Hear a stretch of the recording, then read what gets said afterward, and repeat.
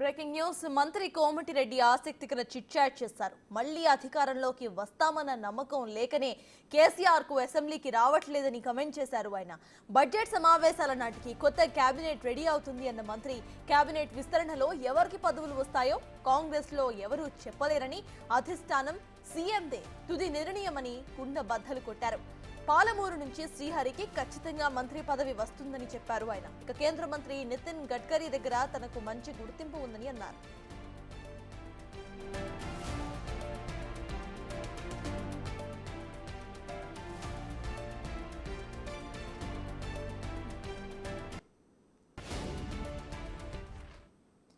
మంత్రి కోమటిరెడ్డి చేసిన ఈ కమెంట్స్ కు సంబంధించిన అప్డేట్స్ ను మా ప్రతినిధి హేమ అందిస్తారు. హేమ, చెప్పండి, ఇటు మళ్లీ అధికారంలోకి వస్తామన్న నమ్మకం లేదు కాబట్టే కేసీఆర్ ఇటు అసెంబ్లీకి హాజరు కావడం లేదు అంటూ కూడా కోమటిరెడ్డి కమెంట్ చేశారు. ఈ కమెంట్ కి మళ్లీ ఇటు బీఆర్ఎస్ నుండి కౌంటర్ అటాక్ వచ్చే అవకాశం ఉందనుకోవచ్చా? అసలు అప్డేట్స్ ఏంటి? ఖచ్చితంగా మీరు అన్నట్టుగా కోమటిరెడ్డి కామెంట్స్ అయితే బీఆర్ఎస్ నుంచి రియాక్షన్ అనేది ఉంటుంది. కానీ ఇప్పటి వరకు మాత్రం బీఆర్ఎస్ నాయకులు ఎవరు కూడా దీని మీద మాట్లాడలేదు. ఇక ఈ రోజు ఉదయం నుంచి కూడా చూసుకుంటే ఉదయం 10 గంటలకు ప్రారంభమైనటువంటి అసెంబ్లీ వాడివేడిగా చర్చలు జరిగాయి. ఒకవైపు బీఆర్ఎస్ ప్రశ్నలు, మరొక వైపు కాంగ్రెస్ ఆన్సర్లు చెప్తుండగానే కొన్ని అంశాలపైన, ముఖ్యంగా లగచర్ల లాంటి ఘటనల మీద వెంటనే డిస్కస్ చేయాలి అంటూ కూడా బీఆర్ఎస్ వాకౌట్ చేసింది. సో ఈ నేపథ్యంలో మండలి ముగిసిన తర్వాత, అసెంబ్లీ ముగిసిన తర్వాత ఇటు మంత్రి కోమటిరెడ్డి మీడియాతో చిట్ చాట్ చేశారు. చిట్ చాట్ లో భాగంగా చాలా కీలకమైనటువంటి అంశాలను ప్రస్తావించారు. ముఖ్యంగా మళ్ళీ అధికారంలోకి వస్తామన్న నమ్మకంతోనే కేసీఆర్ అయితే అసెంబ్లీకి రావడం లేదు.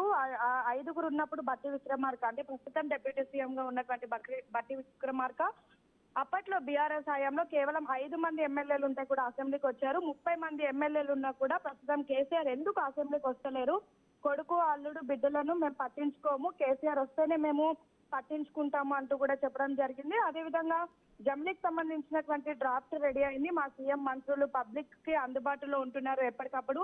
కానీ ప్రతిపక్ష నేతగా ప్రధాన హోదాలో ఉన్నటువంటి కేసీఆర్ మాత్రం పబ్లిక్ కి అందుబాటులో ఉండడం లేదు, కేవలం ఫామ్ హౌస్ కి మాత్రమే పరిమితమయ్యారు. మరొక వైపు ఎక్కడైతే ప్రతిపక్ష నేతగా వచ్చి పోరాటం చేయాల్సినటువంటి అసెంబ్లీకి కూడా రావడం లేదు.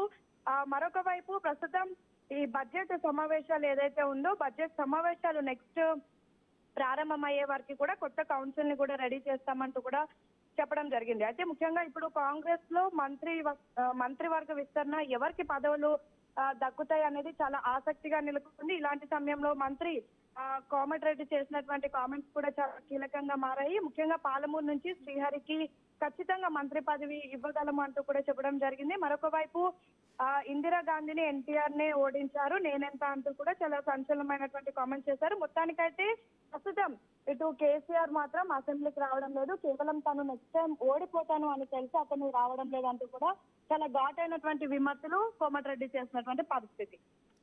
అయితే హేమ, కేబినెట్ విస్తరణకు సంబంధించి, అందులో పదవులకు సంబంధించి ఎవరు కూడా ఏమీ చెప్పలేము, అధిష్టానం మరియు సీఎం ఏం చెప్తేనే అదే జరుగుతుంది అంటూ కూడా ఆయన వ్యాఖ్యానించారు.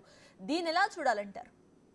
ఖచ్చితంగా ఈ కేబినెట్ విస్తరణ ఏదైతే ఉంటుందో అది అటు సీఎం చేతిలోనే ఉంటుంది. సో దానికి సంబంధించి ప్రస్తుతం మేము ఏమీ మాట్లాడలేము. కానీ నెక్స్ట్ బడ్జెట్ సమావేశాల వరకు అయితే కొత్త కౌన్సిల్ రెడీ అవుతుంది అంటూ చెప్పారు. మరొక వైపు పాలమూరు నుంచి వాకిటి శ్రీహరి ముదిరాజ్ అయితే ఖచ్చితంగా మంత్రి పదవి వస్తుంది అంటూ కూడా చెప్పడం జరిగింది. సో ప్రస్తుతం కోమటిరెడ్డి చేసినటువంటి వ్యాఖ్యలు సంచలనంగా మారాయి. మరొక వైపు ప్రస్తుతం కేబినెట్ మీటింగ్ కూడా జరుగుతుంది. ఈ మీటింగ్ లో మంత్రి వర్గ విస్తరణకు సంబంధించి డిస్కషన్ కూడా జరిగే అవకాశాలు అయితే కనిపిస్తూ ఉన్నాయి.